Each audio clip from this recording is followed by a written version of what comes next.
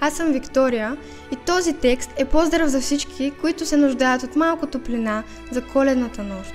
Весели празници! По Коледа стават чудеса. Навън се стъмни, печката пукаше, а огънчето в свеща, поставено на масата, се люлееше и блестеше. Сипеше се сняг. Докато чаках чаят ми да изстине, се загледах в снега и се полушвах на столчето ми от поне 70-те. Беше доста старичко и това се личеше по скърцането му. Докато гледах през стъклото на прозореца, видях как в съседната къща се светна лампата. Моите съседи тък му бяха поканили своето семейство и приятели в трапезарията и на лицата им видно имаше усмивки. Ръкостискаха се, смееха се, прегръщаха се и създаваха спомени. Когато децата получиха своите подаръци, те се зарадваха и започнаха да показват какво им е донесъл дядо Коледа.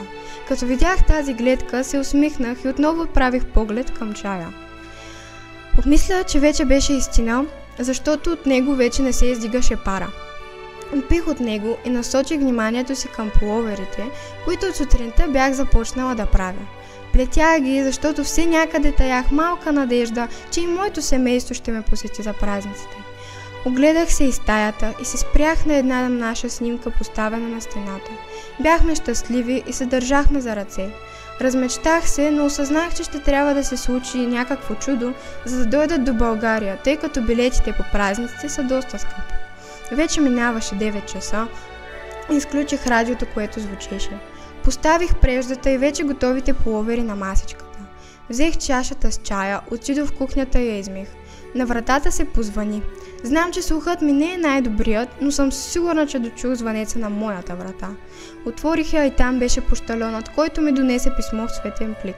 Пожелах му весели празници и затворих вратата. Отворих въпросното писмо и в него се пишеше: по Коледа стават чудеса. Зачудих се какво трябва да означава това, но тъкмо когато щях да загася свещичката, поставена на масата, на вратата ми отново се позвъни. Очаквах отново пощальона, който ще е забравил да ми даде още някое писмо или сметка, но там седеше моят син, съпругата му и скъпите ми внучета. Не знаех какво става, но докато мисля случващото се, всички започнаха да ме прегръщат и да викат радостно името ми. Когато видях цялата тази картина пред мен, се просълзих и ги поканих да влязат. Дадох на внучетата си пуловерите, които им изплетох днес, и те се усмихваха. Споделяхме, хапвахме, пяхме и се забавлявахме. Вече сложихме нова наша снимка на стената. Когато всички се легнаха, аз останах будна и се вгледах в свеща. Замислих се, че и моята надежда не угасна, както огънят на тази свещ. Сякаш цялата събрана през годината енергия от желанието ми да се струпа на куп и чудото се случи. Вперих поглед отново към прозореца и явно моята съседка беше направила същото. Усмихнахме се една на друга любезно и угасих лампите и свеща.